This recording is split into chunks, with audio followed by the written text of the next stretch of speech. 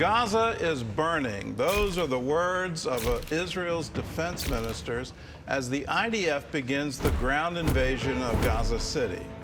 കഴിഞ്ഞ കുറച്ച് വർഷങ്ങളായിട്ട് തന്നെ ഇസ്രായേൽ ഗസയെ ആക്രമിക്കുന്നുണ്ട്. ഹെലികോപ്റ്റർ, ഡ്രോണുകൾ, ബോംബുകൾ, യുദ്ധവിമാനങ്ങൾ ഉപയോഗിച്ച് ഗാസയെ വലിയ രീതിയിൽ ആക്രമിച്ചതായിട്ട് റിപ്പോർട്ടുകൾ വരുന്നുണ്ട്. ഇസ്രായേൽ അധിനിവേശം തുടങ്ങിയതിനു ശേഷം ലക്ഷക്കണക്കിന് ഗാസ നിവാസികൾ സ്വന്തം വീട് വിട്ടുപോകാൻ നിർബന്ധിതരായി. ആദ്യം പ്രതിരോധിക്കാൻ വേണ്ടിയാണ് ആക്രമണം തുടങ്ങിയത്. പക്ഷേ ഇപ്പോൾ ആ നഗരത്തെ പിടിച്ചെടുക്കാൻ ശ്രമിക്കുന്നു. എന്നാൽ ഈ അധിനിവേശത്തെക്കുറിച്ച് ബൈബിൾ നേരത്തെ തന്നെ പ്രവചിച്ചിട്ടുണ്ട്. അത് ചുരുക്കച്ചിലർക്ക് മാത്രമേ അറിയൂ. ഇതിൽ ശ്രദ്ധിക്കേണ്ട ഒരു കാര്യം, ഇതിനെക്കുറിച്ച് ഒരു പ്രവാചകൻ മാത്രമല്ല പറഞ്ഞിരിക്കുന്നത്. വ്യത്യസ്ത സമയങ്ങളിൽ 4 വ്യത്യസ്ത പ്രവാചകന്മാർ പ്രവചിച്ചിട്ടുണ്ട്. ഈ വീഡിയോയിൽ ഇസ്രായേൽ ഗാസ അധിനിവേശത്തെക്കുറിച്ച് ബൈബിൾ എന്താണ് പറഞ്ഞിരിക്കുന്നത് എന്ന് നോക്കാം.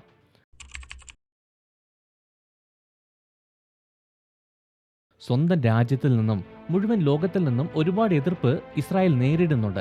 എന്നാലും ഇസ്രായേൽ പ്രധാനമന്ത്രി നെതന്യാഹു ഗാസയെ ശക്തമായി ആക്രമിക്കുന്നുണ്ട്.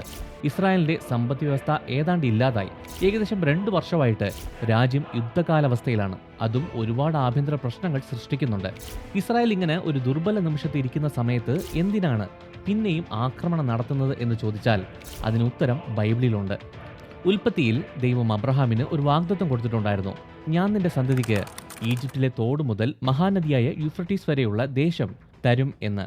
ഈ വാഗ്ദത്ത ദേശത്തെ ഗ്രേറ്റർ ഇസ്രായേൽ എന്നാണ് പറയുന്നത്. ഈ ഗ്രേറ്റർ ഇസ്രായേൽ രൂപീകരിക്കണമെങ്കിൽ ഇന്ന് മറ്റു രാജ്യങ്ങളുടെ കൈവശമുള്ള ഭൂമി അതിനകത്ത് ഉൾപ്പെടുത്തേണ്ടതുണ്ട് എന്നതാണ് ഇപ്പോഴത്തെ പ്രശ്നം. അതിൽ പലസ്തീൻ, യോർദാൻ, ലബനോൻ, ഇറാഖിന്റെ ചില ഭാഗങ്ങൾ, സിറിയ, സൗദി അറേബ്യ, ഈജിപ്ത്, തുർക്കി എന്നീ ദേശങ്ങൾ ഉൾപ്പെടും. ഇത് ചുമ്മാ വെറുതെ പറയുന്നതായിരിക്കും എന്നായിരിക്കും ചിലപ്പോൾ നിങ്ങൾ ചിന്തിക്കുന്നത്. പക്ഷേ ഒരു ഇന്റർവ്യൂവിൽ നെതന്യാഹു പറഞ്ഞതൊന്ന് ശ്രദ്ധിച്ചേ.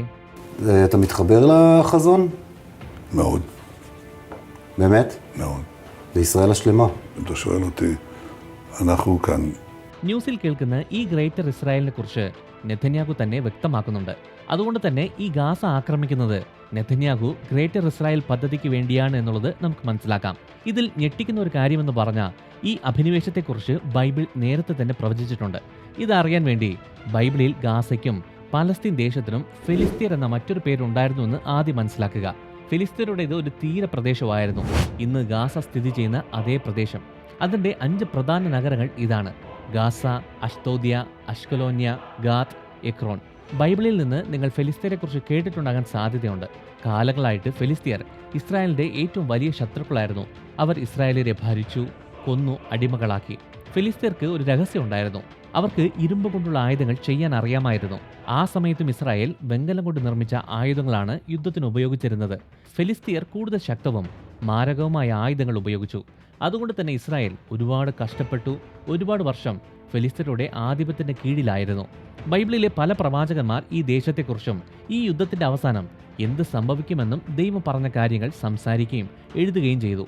3000 വർഷങ്ങൾക്ക് മുമ്പ് പ്രവാചകനായ ആമോസ് ഈ യുദ്ധത്തിന്റെ അവസാനം എന്തായിരിക്കും എന്നത് കണ്ടു.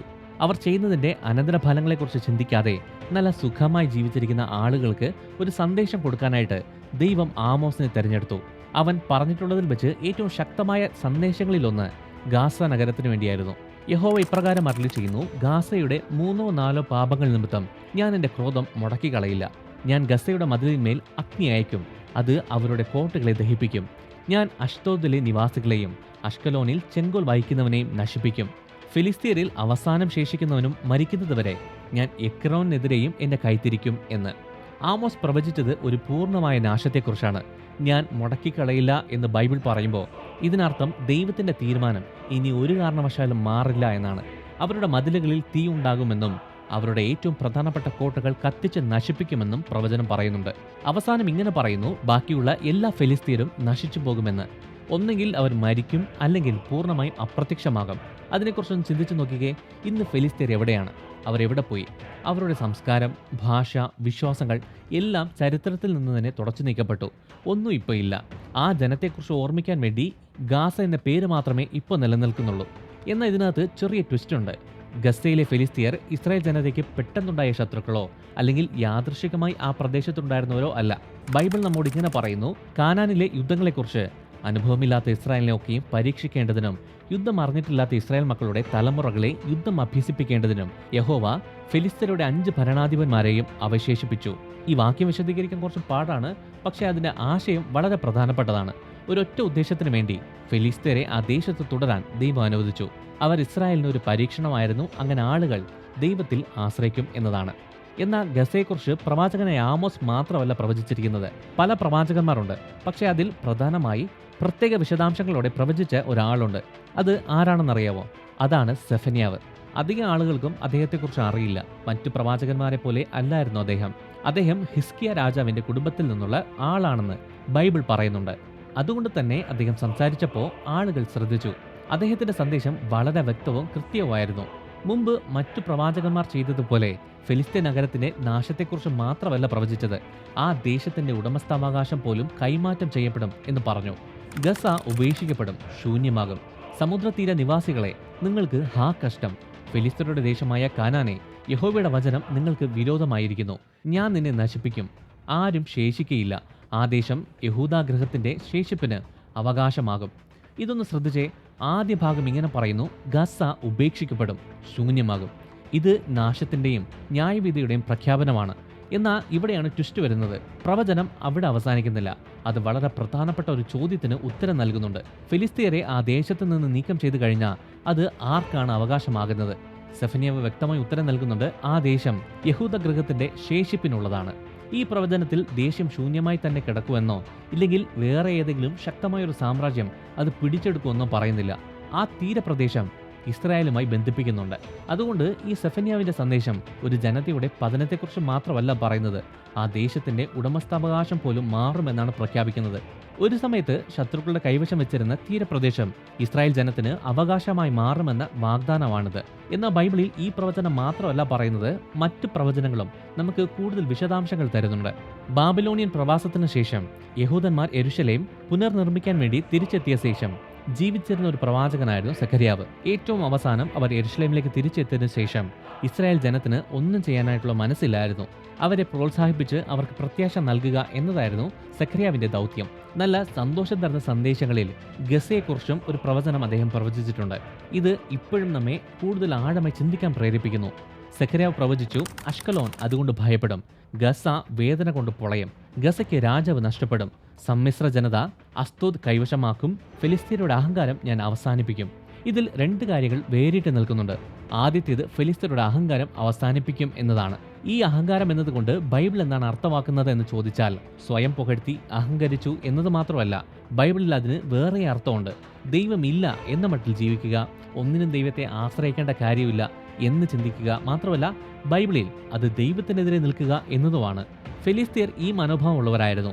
നൂറ്റാണ്ടുകളായിട്ട് അവർ ഇസ്രായേലിന് എതിരായിരുന്നു. അവരുടെ അഹങ്കാരമായിരുന്നു അവരുടെ ദേശീയ സ്വത്വം. രണ്ടാമത്തെ കാര്യം ഏറ്റവും അമ്പരിപ്പിക്കുന്നതാണ്. സമ്മിശ്ര ജനത അസ്തോദ് കൈവശമാക്കും. ഇത് മനസ്സിലാക്കുക, അസ്തോദ് മറ്റൊരു പ്രധാനപ്പെട്ട ഫെലിസ്ത്യ നഗരമായിരുന്നു, അതായത് ഗസയുടെ സഹോദര നഗരം. അവിടെ താമസിച്ചിരുന്ന ആളുകൾക്കിടയിൽ മൊത്തത്തിലുള്ള ഒരു മാറ്റം പ്രഖ്യാപിക്കുകയായിരുന്നു ഈ പ്രവചനം. അവരുടെ അഹങ്കാരം തകർക്കുമെന്ന് മാത്രമല്ല പറഞ്ഞത്, അതിലുള്ള നിവാസികൾ തന്നെ മാറുമെന്നാണ്. ഇത് പ്രധാനപ്പെട്ട ചോദ്യം ഉയർത്തുന്നുണ്ട്. ചരിത്രത്തിൽ ഇങ്ങനൊരു സംഭവം ഉണ്ടായിട്ടുണ്ടോ, അതോ ഇനിയാണോ അങ്ങനെ സംഭവിക്കാൻ പോകുന്നത് എന്ന്? ചരിത്രം പരിശോധിക്കുമ്പോൾ ഗസ ഒന്നിൽ കൂടുതൽ പ്രാവശ്യം പല രാജ്യങ്ങളും കീഴടക്കിയതായിട്ട് നമുക്ക് കാണാം. BC 332 മഹാനായ അലക്സാണ്ടർ അത് പിടിച്ചെടുത്തു. അതിനുശേഷം റോമാക്കാർ, അതിനുശേഷം അറബികളും അത് നിയന്ത്രിച്ചിട്ടുണ്ട്. ഇനി യെരുശലേമിനെ കുറിച്ച് നോക്കാം. AD 70 റോമൻ സാമ്രാജ്യം യെരുശലേമിനെ നശിപ്പിച്ചു. 2ാം ദൈവാലയം തീവിട്ടു. അങ്ങനെ ഇസ്രായേൽ എന്ന രാജ്യം തന്നെ ഇല്ലാതായി. ഇത് ഇങ്ങനെ സംഭവിക്കുമെന്ന് ദൈവം മോശയിലൂടെ നേരത്തെ തന്നെ മുന്നറിയിപ്പ് കൊടുത്തിട്ടുണ്ടായിരുന്നു. യഹോവ നിങ്ങളെ ഭൂമിയുടെ ഒരറ്റം മുതൽ മറ്റേ അറ്റം വരെ ജനതകളുടെ ഇടയിൽ ചിതറിച്ചു കളയും. ആ ജനങ്ങളുടെ ഇടയിൽ നിങ്ങൾക്ക് കാലിന് വിശ്രമം ഉണ്ടാകത്തില്ല, നിനക്ക് സ്വസ്ഥത കിട്ടത്തുമില്ല എന്ന്. അവരുടെ വ്യക്തിത്വം ഇല്ലാതായി, പക്ഷെ അവർ പൂർണ്ണമായും അപ്രത്യക്ഷമായില്ല. ഇസ്രായേൽ ജനത അവരുടെ ഭാഷയും വിശ്വാസവും പൈതൃകവും പ്രത്യാശയും സംരക്ഷിച്ചു. പ്രവാസത്തിൽ ആഘോഷിക്കുന്ന എല്ലാ വർഷവും അടുത്ത വർഷം യെരുശലേമിൽ നമ്മൾ ആഘോഷിക്കുമെന്ന് എപ്പോഴും അവർ പറയുമായിരുന്നു. അവസാനം ആ ദിവസം വന്നു. 1948 മെയ് 14 ഡേവിഡ് ബെൻഗുരിയൻ ടെല്ലവീവിൽ എഴുന്നേറ്റ് നിന്ന് പലരും ഒരിക്കലും യാഥാർത്ഥ്യമാകില്ല എന്ന് വിശ്വസിച്ചിരുന്ന ഒരു കാര്യം പ്രഖ്യാപിച്ചു. ഇസ്രായേൽ രാഷ്ട്രം ജനിച്ചിരിക്കുന്നു. 2000 വർഷമായി ഇസ്രായേൽ രാജ്യം ഇല്ലായിരുന്നു. 1948 വീണ്ടും അവർ ജനിച്ചു. കുറച്ചു വർഷങ്ങൾക്കുള്ളിൽ തന്നെ 100-ലധികം വ്യത്യസ്ത രാജ്യങ്ങളിൽ നിന്നുള്ള ദശലക്ഷക്കണക്കിന് ജൂതന്മാർ ആ രാജ്യത്ത് തിരിച്ചെത്തി. അങ്ങനെ ഇസ്രായേൽ ജനിച്ചു. പക്ഷെ അത് വീണ്ടും സംഘർഷത്തിന്റെ കേന്ദ്രമായും ആഗോള ശ്രദ്ധയുടെ പ്രഭ കേന്ദ്രമായി മാറി. ലോകമെമ്പാടുമുള്ള രാഷ്ട്രങ്ങൾ യെരുശലേമിനെ ചുറ്റിപ്പറ്റിയുള്ള ഓരോ യുദ്ധവും എല്ലാ പിരിമുറുക്കവും സൂക്ഷ്മമായി നിരീക്ഷിക്കുന്നുണ്ട്. കാരണം ഇസ്രായേലിൽ എന്തെങ്കിലും സംഭവിച്ചാൽ അത് മുഴുവൻ രാജ്യങ്ങളെയും ബാധിക്കും. അതിനെക്കുറിച്ചും ബൈബിൾ മുൻകൂട്ടി തന്നെ പറഞ്ഞിട്ടുണ്ട്. ഞാൻ യെരുശലേമിനെ അതിനു ചുറ്റുമുള്ള സകല രാജ്യങ്ങളെയും ചാഞ്ചടിക്കുന്ന ഒരു പാനപാത്രമാക്കും. യെഹെസ്കേലിന് ഒരു വെളിപ്പാടുണ്ടായി. അത് പുനഃസ്ഥാപനത്തെക്കുറിച്ചല്ല, അത് യുദ്ധത്തെക്കുറിച്ചാണ്. ഒരു പ്രവചന യുദ്ധം. ഒരു രാജ്യമായി ഇസ്രായേൽ പുനർജനിച്ച ഉടൻ തന്നെ അവസാന കാലവുമായി നേരിട്ട് ബന്ധപ്പെടുത്തുന്ന ഒരു ഭയാനകമായ ദർശനം പ്രവാചകൻ കണ്ടു. മാഗോഗ് ദേശത്തിന്റെ രാജകുമാരനായ ഗോഗ് എന്ന നിഗൂഢ നേതാവ് ഉയർന്നുവരും. ഇസ്രായേലിനെതിരെ യുദ്ധം ചെയ്യാൻ വേണ്ടി വിദേശ രാജ്യങ്ങളുമായിട്ട് ഒരു സഖ്യത ഉണ്ടാക്കും. ഇത് പഴയ യെരുശലേമിനോടല്ല, മതിലുകളോ കോട്ടകളോ ഇല്ലാത്ത ആ ദേശത്ത് സുരക്ഷിതമായി താമസിക്കുന്ന പുതുതായി ജനിക്കപ്പെട്ട ഇസ്രായേലിന്റെ കൂടെയാണ്. ഈ സഖ്യത്തിൽ ഉൾപ്പെട്ടിരിക്കുന്ന പേരുകൾ പ്രതീകാത്മകമായിട്ട് പറഞ്ഞിരിക്കുന്നതല്ല. ആ രാഷ്ട്രങ്ങളൊക്കെ ഇന്നുമുണ്ട്. പേർഷ്യ, അതിപ്പോൾ ഇറാനാണ്. കൂഷ്, സുദാൻ, പൂത്ത്, ലിബിയ, ഗോമേരും തൊഗർമയും, ഇപ്പോൾ തുർക്കി. ഈ രാഷ്ട്രങ്ങളെല്ലാം വടക്ക്, തെക്ക്, കിഴക്ക് എന്നിവിടങ്ങളിൽ നിന്ന് ഒരൊറ്റ ലക്ഷ്യമായ യെരുശലേമിലേക്ക് വന്നു ചേരും. എന്നിരുന്നാലും യെഹെസ്കേൽ ഇതിനെ ഒരു അഭിനിവേശമായിട്ടല്ല പറയുന്നത്. അദ്ദേഹം ഇതിനെ ഒരു ദിവ്യ കൽപ്പനയായിട്ടാണ് പറയുന്നത്. ഞാൻ നിന്നെ തിരിച്ചു നിർത്തി, നിന്റെ താടിയലിൽ ചൂണ്ട കൊളുത്തി. അവർ എന്നെ അറിയേണ്ടതിന് ഞാൻ നിന്നെ എന്റെ ദേശത്തിന്റെ നേരെ വരുത്തും. മറ്റൊരു വിധത്തിൽ പറഞ്ഞാൽ തന്നെ തന്നെ വെളിപ്പെടുത്താൻ വേണ്ടി ദൈവം ഈ ആക്രമണം അനുവദിക്കുമെന്നതാണ്. ഇതൊരു യുദ്ധമായിരിക്കില്ല, ഇതൊരു ന്യായവിധിയായിരിക്കും. ഇങ്ങനെ ഞാൻ എൻ്റെ മഹത്വവും വിശുദ്ധിയും വെളിപ്പെടുത്തും. അനേകം രാഷ്ട്രങ്ങൾക്ക് ഞാൻ എന്നെ തന്നെ വെളിപ്പെടുത്തും. അപ്പോൾ ഞാൻ യഹോവയാകുന്നു എന്നവർ അറിയും. ഇതെല്ലാം യാദൃശികമായിട്ടാണ് സംഭവിക്കുന്നത് എന്ന് നിങ്ങൾക്ക് തോന്നുന്നുണ്ടോ? അങ്ങനെയല്ല. ബൈബിൾ എന്തോ ഒരു പഴയ പുസ്തകമല്ല. ഇത് മുന്നറിയിപ്പ് നൽകുന്ന ഒരു ഘടികാരമാണ്, ഒരു വാഗ്ദത്തമാണ്. പൂർത്തീകരിക്കപ്പെട്ട ഓരോ പ്രവചനവും അവസാന സമയത്തേക്ക് എത്തിക്കുന്ന ഒരു ഘടികാരം പോലെയാണ്. ഇനിയിപ്പോൾ ഈ കേട്ട കാര്യങ്ങളും ഓരോ പ്രവചനങ്ങളും വ്യക്തമായിട്ട് നിറവേറുന്നു എന്ന് കണ്ടു കഴിഞ്ഞല്ലോ. ഇനി നിങ്ങളോടൊരു ചോദ്യം. ദൈവം പറഞ്ഞ പ്രവചനങ്ങളുടെ അവസാന സമയത്താണോ നാം ജീവിക്കുന്നത്, നാം നിൽക്കുന്നത്? ഇതിനെക്കുറിച്ചുള്ള നിങ്ങളുടെ അഭിപ്രായം എന്താണ്? താഴെ കമൻറ്റ് ബോക്സിൽ അറിയിക്കുക. വാട്സപ്പിൽ ബൈബിൾ ഇൻസൈറ്റ് എന്ന ചാനൽ സ്റ്റാർട്ട് ചെയ്തിട്ടുണ്ട്. അതിൻ്റെ ലിങ്ക് ഇപ്പോൾ നിങ്ങൾക്ക് സ്ക്രീനിൽ കാണാൻ പറ്റും, അല്ലെങ്കിൽ താഴെ ഡിസ്ക്രിപ്ഷനിൽ കൊടുക്കാം. ചാനൽ ബേസ്ഡ് ആയിട്ടുള്ള എല്ലാ അപ്ഡേറ്റും അതിലായിരിക്കും ചെയ്യുന്നത്. അങ്ങനെ ഒരു വീഡിയോസും മിസ്സാകത്തില്ല. താല്പര്യമുള്ളവർ ജോയിൻ ചെയ്യുക. നിങ്ങൾ ദൈവത്താൽ അനുഗ്രഹിക്കപ്പെട്ടവർ.